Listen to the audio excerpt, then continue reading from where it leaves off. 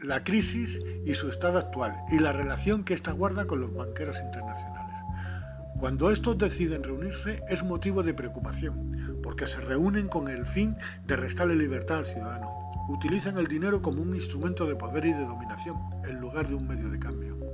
La crisis mundial que se padece desde la primavera de 2008 ha sido creada artificialmente por estos señores. En una de sus ocultas reuniones llegaron a un acuerdo: cerrar el grifo de los créditos, todos al mismo tiempo, y así dejó de circular el dinero. Todos aquellos productos que por su alto coste necesitaban de un crédito dejaron de venderse y se vinieron abajo empresas tales como constructoras y empresas satélite que vivían de ellas. Se fueron a la quiebra y como consecuencia millones de trabajadores pasaron a las listas del paro. Industria del automóvil y empresas satélites bajaron sus ventas de tal manera que algunas quebraron y otras consiguieron sobrevivir recortando gastos con el famoso ERE, expediente de regulación de empleo, con lo que millones de trabajadores pasaron al paro. Bajó el poder adquisitivo del consumidor y se vieron arrastrados todos los sectores, y el paro fue el destino para demasiada gente. La población activa iba en disminución y los parados en aumento. Esta situación dio lugar a la obligación de aceptar a los gobiernos reformas laborales muy drásticas y privar a los trabajadores de los derechos que tantos años les costó ganar. Los presidentes de los gobiernos preparaban a la población para que estos se concienciaran con las medidas que se iban a adoptar, con discursos que no se creían ni ellos mismos. De esta crisis salimos entre todos, con el esfuerzo de todos. Se les olvidó decir de todos los trabajadores, de toda la clase trabajadora. Los países que se resistían a imponer reformas en su mercado laboral fueron atacados con especulaciones muy malintencionadas contra su economía. Especulaciones que han sido capaces de tirar abajo economías de países. Primero fueron a por Grecia, con ataques especulativos contra su economía, que fueron aumentando día tras día. El gobierno se resistía a imponer a su pueblo las medidas de reforma que desde el Banco Central le llegaban, y esto hizo que los ataques especulativos llegaran de manera masiva, haciendo caer la economía griega. Con una Grecia quebrada, entró el plan de rescate de la Unión Europea. Los gobernantes griegos no tuvieron otra alternativa que agachar la cabeza y tragar con todo lo que esconde este plan de rescate. A cambio de 110.000 millones de euros, el gobierno griego comenzó con las reformas laborales que desde el Banco Central Europeo y la Unión Europea le dictaron y le seguirán dictando. En la actualidad van a por el segundo rescate, porque con esta deuda Grecia pasa a ser un país de segunda o tercera división dentro de la Unión Europea. Grecia acumula una deuda que jamás podrá pagar. Después los ataques especulativos fueron a por Irlanda. En este caso el rescate fue de 85.000 millones de euros. Y volvió a ocurrir lo mismo que con Grecia. Después los ataques fueron dirigidos contra Portugal y volvió a ocurrir lo mismo. Luego contra España e Italia, aunque estos, viendo lo que había ocurrido con Grecia, Irlanda y Portugal, accedieron a las peticiones de reformas antes de que cayeran en la ruina. El gobierno de España fue felicitado por la presidenta alemana por las reformas laborales que éste anunció como medidas contra la crisis y que estaba a punto de imponer a su clase trabajadora. ¡Cuánta hipocresía! ¡Qué ironía! Si son las medidas sugeridas por el BCE y la Unión Europea para que no vuelvan las especulaciones con denominación de origen alemán. El anterior gobierno español bajó el sueldo a los funcionarios, subió los impuestos, congeló las pensiones y redujo la ayuda al desempleo. También subió la edad de jubilación, también subió el mínimo de cotización a la seguridad social de 15 a 25 años. Subió la gasolina, el tabaco, el alcohol, son productos de donde sacan más del 50% de su valor en impuestos. También subió el gas y la electricidad. Habrá nuevas reformas que añadir a las anteriormente citadas, ya que el nuevo gobierno que acaba de entrar, que tan solo lleva 12 meses en el poder, ya han vuelto a reducir el salario a los funcionarios.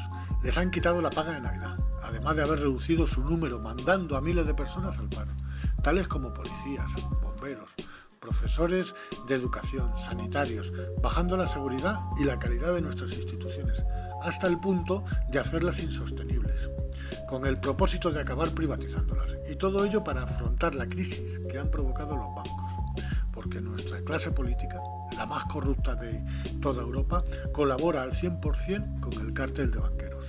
El rescate a España está próximo, a cambio la esclavitud del pueblo. Las aguas no van a volver a su cauce. Pienso que nada va a ser igual que antes. Nos han sacado de un estado de prosperidad y de un acercamiento entre clases cada vez más justo. Hay un gran poder inhumano que desde lo más alto se ha dado cuenta de esta circunstancia y dando un golpe contra la justicia humana, están instaurando poco a poco un nuevo orden. El estado de bienestar que nos proporcionaban nuestras instituciones públicas nos las van recortando de tal manera que en un plazo muy breve no nos quedará nada más que el recuerdo de cuando gente humilde acudía al médico, pedían un número y eran atendidos sin preguntarles el saldo bancario, sin pedirle tarjeta de crédito.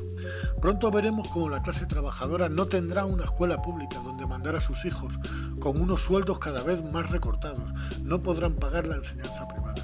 Crecerá el analfabetismo y la cultura será un privilegio para unos pocos. Hace 8 o 9 meses el actual gobierno retiró todas las subvenciones para I+D+I, inversión, desarrollo e innovación, por lo que todos nuestros jóvenes ingenieros están buscando su futuro en el extranjero. Por otro lado, son famosos los recortes que también este gobierno ha hecho a la enseñanza pública, tanto en escuelas, institutos como en universidades. ¿Qué está preparando este gobierno para los hijos del pueblo? Inevitablemente, los que ya son ingenieros no pueden quitarles el título, pero sí se les abre camino, se les está echando hacia otros países. Por primera vez, las matrículas para aprender alemán superan a las matrículas para aprender inglés. Así que ya sabemos a qué país irán la mayoría de nuestros ingenieros. Allí se quedan las ideas, los proyectos y las patentes de las grandes marcas de electrodomésticos, automóviles, etc. Y aquí quedarán las grandes fábricas de montaje, para que los peones monten las piezas. Allí ingenieros, aquí peones. Por otro lado, con los grandes obstáculos económicos que este gobierno está preparando para futuros ingenieros hijos del pueblo, a ver qué empleado de la clase trabajadora va a ser capaz de darle una carrera a su hijo. Este gobierno quiere mandar a todos los hijos del pueblo por una vía, y es la formación profesional. Así, la formación de los hijos de trabajadores irá para la formación en un trabajo, en un engranaje, donde saldrán peones de montaje, fontaneros, electricistas, albañiles, auxiliares y con un poco de suerte administrativos, sanitarios, etc. En definitiva, en mano de obra y además en mano de obra cada vez más barata, cada vez más esclava, más arrastrada. Quieren volver a basar nuestra economía en el ladrillo. ¿Quién podrá hacer carrera en este país? Sí, señor, solo los muy pudientes, los ricos podrán darle carrera a sus hijos en la universidad privada, donde apenas se les exige una nota mínima, y estos sí podrán llegar a ser abogados, arquitectos, ingenieros, etc. Están haciendo que las diferencias entre los ricos y la clase trabajadora sea enorme. El actual ministro de Educación, Cultura y Deporte, Ignacio Wert, en detrimento de la enseñanza pública, está financiando con dinero público a la enseñanza privada. Parece que el nuevo orden es hacer de España y de los países de la periferia de la Unión Europea zona de mano de obra. Parece una clara provocación o un desafío a la clase trabajadora de todos los estados o países afectados. Esta crisis, a todas luces artificial, no ha sido atajada por los gobiernos implicados como debiera, sino todo lo contrario. Las medidas que se supone debían de solucionarla, lo que han hecho ha sido agravarla, y no de manera accidental. Han sido unas medidas impuestas por el gran capital que controlan el Banco Central Europeo y la Reserva Federal estadounidense. Lo peor de todo es que sabían que eran medidas contrarias a la razón.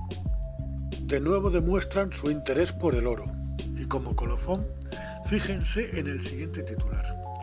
Alemania pide a España e Italia que vendan su oro para reducir deuda.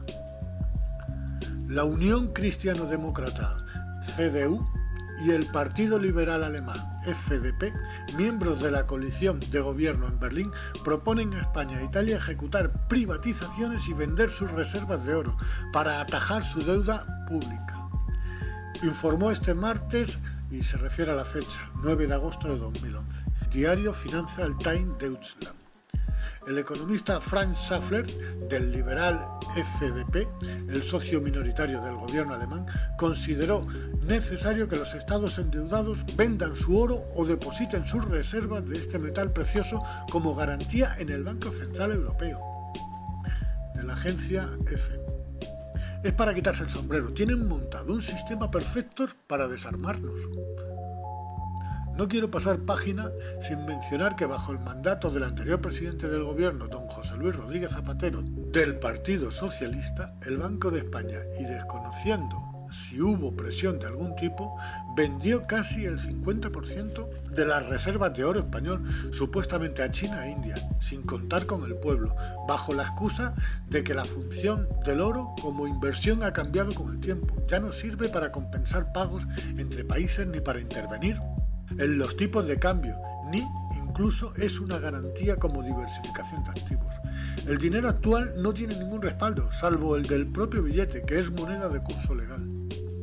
Que nos expliquen entonces por qué no para de crecer el precio del oro y por qué ese interés de partidos políticos del gobierno alemán en que España e Italia depositen sus reservas de oro en el Banco Central Europeo. ¿Quién está verdaderamente detrás de estas compras? Seguro que son los mismos que llevan detrás de él desde el principio de los tiempos. Diferencia entre el antiguo billete convertible en oro y el actual, de moneda de curso legal.